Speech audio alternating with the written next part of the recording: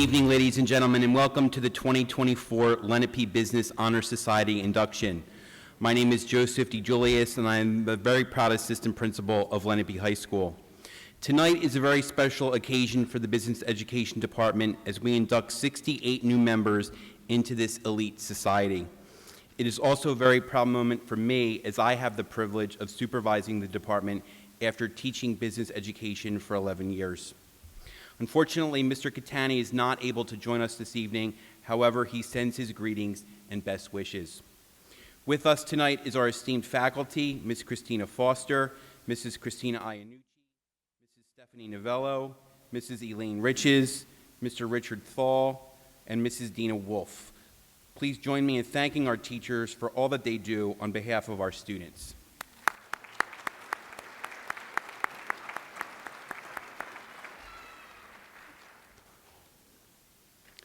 In today's rapidly growing and changing economy, students need to cope not only with the complexities of academics, but the practical necessities of saving and investing, handling consumer and credit issues, and operating a business.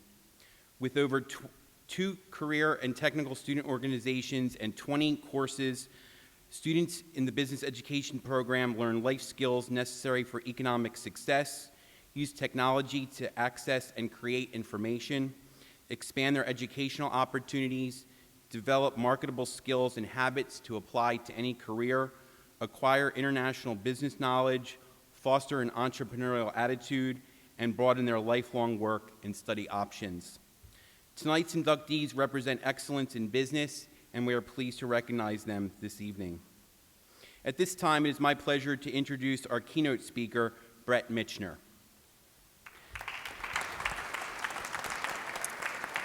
Thank you, thank you. Brett is an executive. Oh, sorry. Brett, that's okay. There we go. Brett is an executive coach with over 20 years of experience in therapy, finance, and entrepreneurship. He helps practice owners improve operations, empower teams, and achieve professional growth. Please welcome Brett Michener. Let's try that, take two. So the year is 1995. And I'm sitting right where you are, trying my best to ignore my teachers and everything going on. I'm a senior in high school, and a lot of my friends are actually jealous because I know what my next steps are.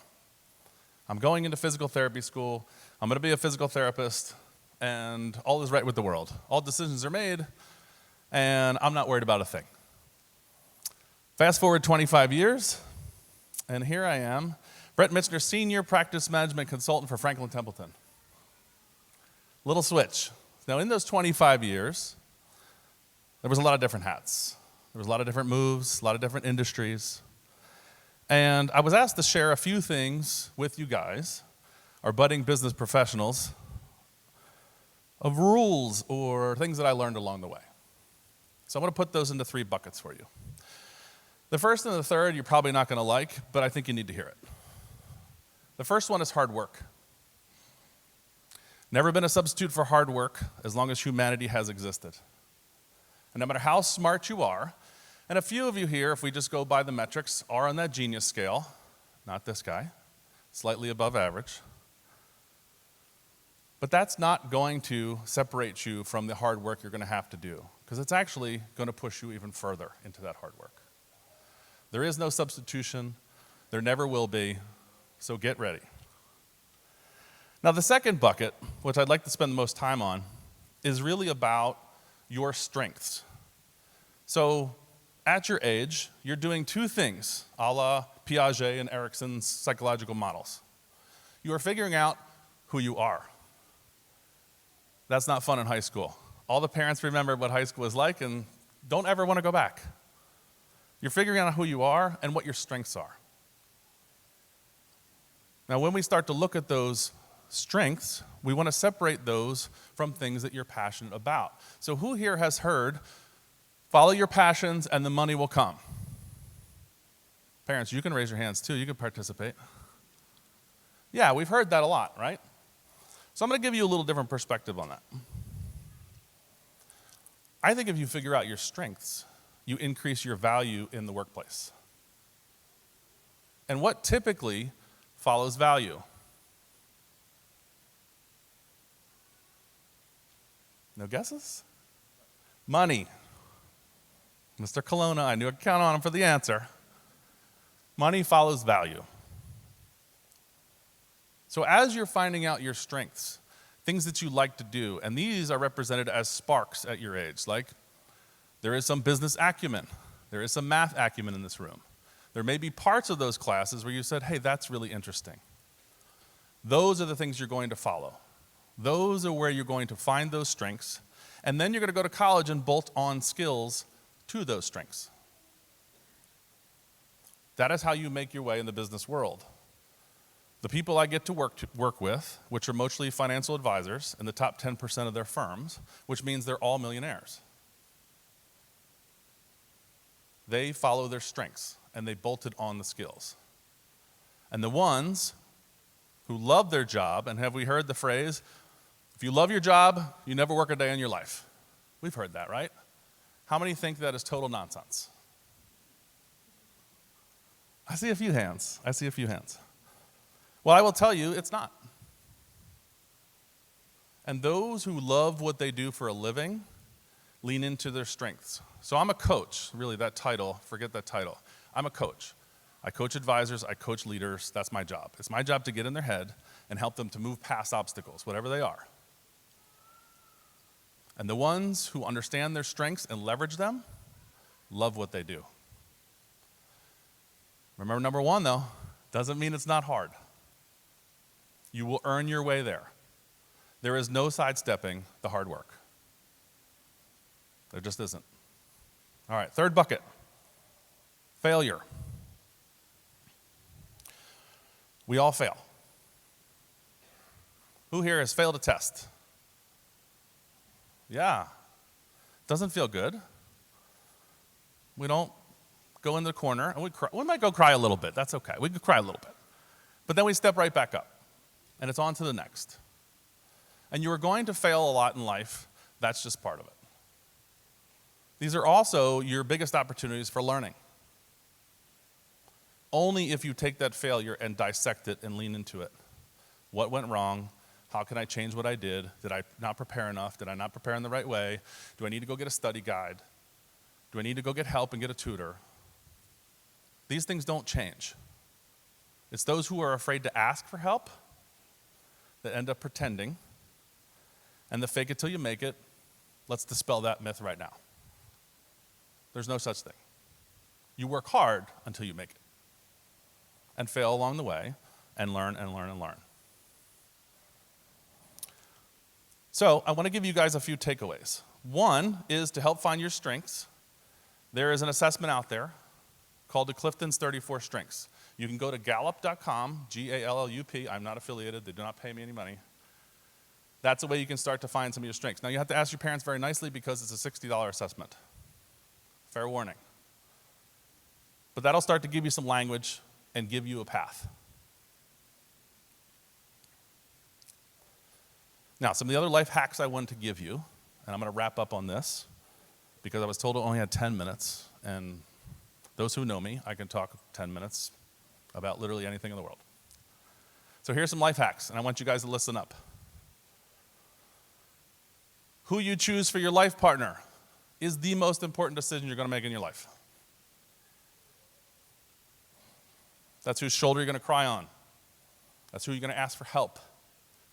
That's who you're going to help get through their career. And 25 years later, she still puts up with me. All right, hack number 2. And this one for your generation. If you can come anywhere close to being good at this one, you have head and shoulders gone past your peers. And this is effective communication. This is a problem in the workforce already. Young people coming in have trouble making phone calls.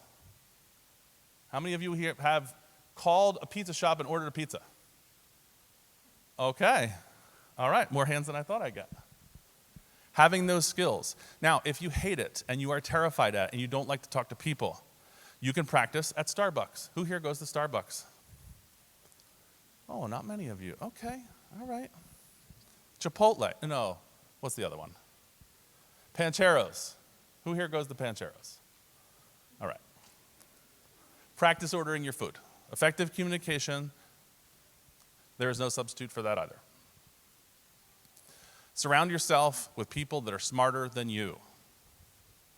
Okay? Our neighborhood squad, as we call it, and I know that's kind of laughable, right?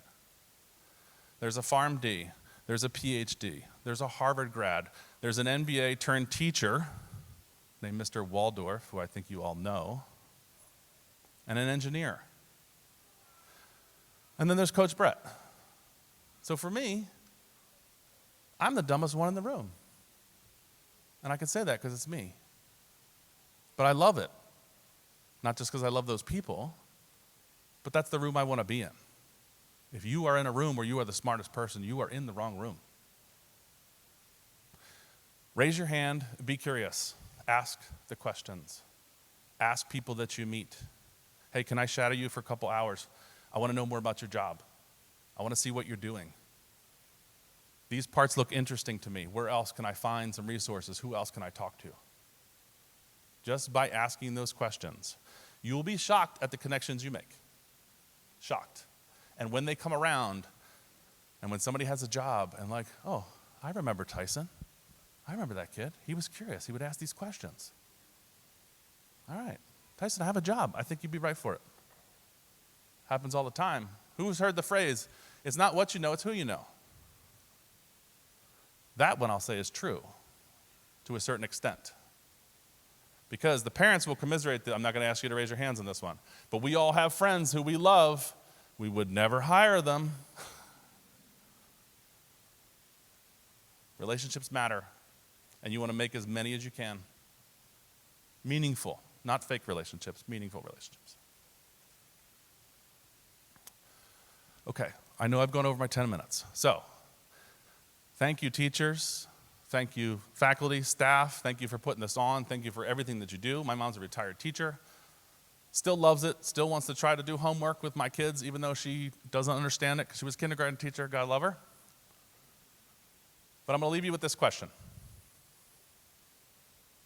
What's next?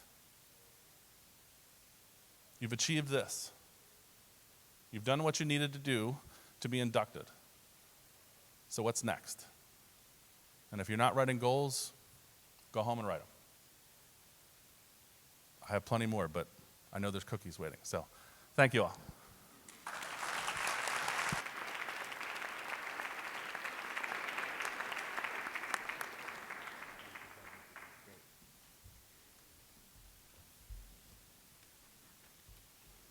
Thank you, Brett.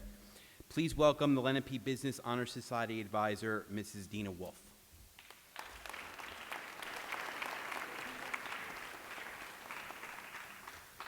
Thank you, Brett.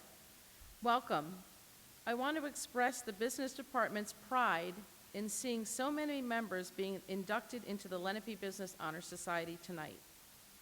The purpose of the Lenape Business Honor Society is to recognize high-achieving students in the area of business education. Each member being inducted tonight has taken at least 3 business courses and received an A in all 3 courses. Each new inductee will receive a certificate of achievement and an honor cord to be worn at graduation. We would now like to present the newest class of the Lenape Business Honor Society. They have met the requirements of the membership and established by the Business Education Department.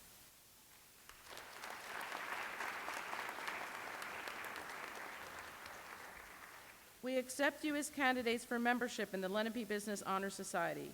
Do you understand and pledge to uphold the integrity of the Lenape Business Honor Society? Please answer, I do. I'd now like to introduce Mrs. Jamie Kent, and she's going to go through the Lenape Business Honor Society oath. Thank you, Jamie. Thank you, Dina. Joining the Lenape Business Honor Society is a time to commit to the ideals for which the Honor Society stands. Let us recite the membership oath together, which can be found on the inside of your program. Please recite in unison a few lines at a time. I'll start you off, and then you guys can take it over. Ready? I believe in the purpose of the Lenape Business Honor Society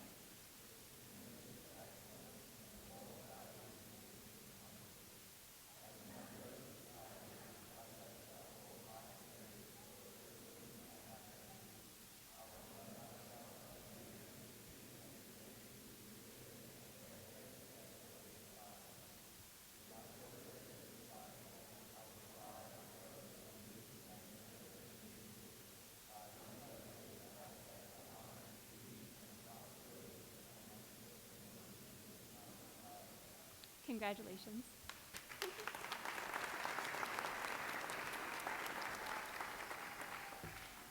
Okay. Will the candidates please come forward, one graduating class at a time, after your name is called, to receive your certificate and honor cord?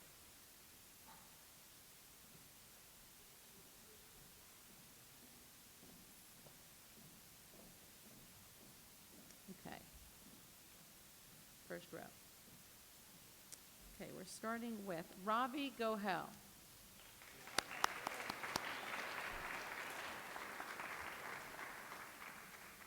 Isabella Kohler. Mazen Mahmood. Emily Maurer. Richard Prom.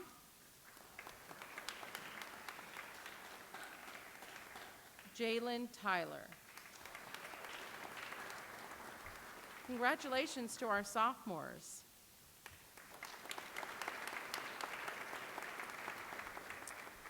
Okay, now for the juniors. Christopher Adams.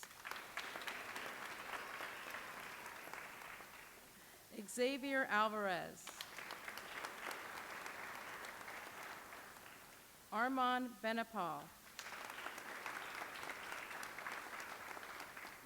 Justin Kaufman.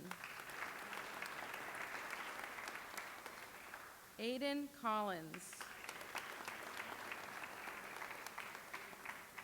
Luke Colonna.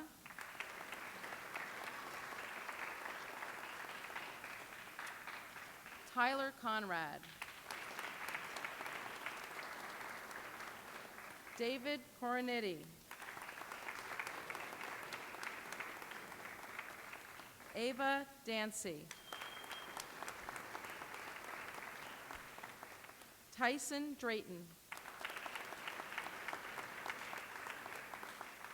Jason Emmerly.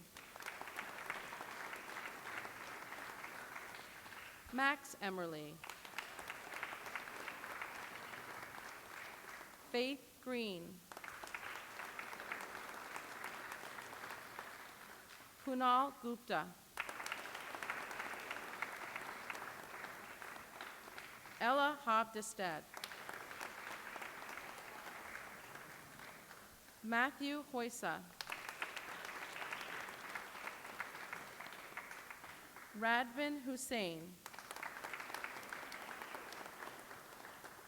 Braden Ayaska. Robbie Kirkland. Henry Leskowski. Ethan Mankowski. Evan Mitchner. Sydney Mitchner. James Music. Amag Pandy. Prisha Parikh. Daniel Perez. Lucas Rapko. Carson Shamming. Connor Shippers. Aubrey Self. Dia Sudersan. Landon Wetzel. And Dominic Zippel. Congratulations to our juniors.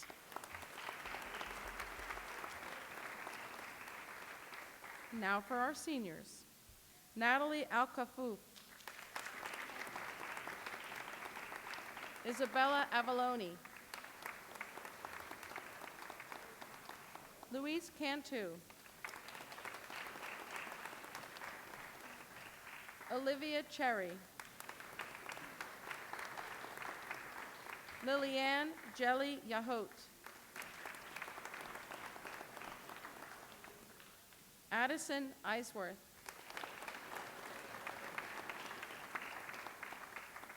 Julia Garland. Sierra Goins. Milan Harris. Samik Jugren. Samrat Kadam. Lily Ledbetter. Sadie Lloyd. Sabrina Parikh. Harrison Riley. Kevin Riddle. Isabella Ruiz White. Mackenzie Seneschal. Brant Sheeran. McKenna Stevens. Colton Swain. And Kertrell Wimbish.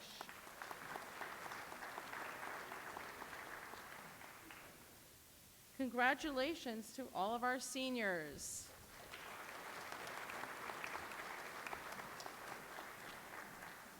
And now with a few words to wrap up the evening, we have Mrs. Elaine Riches.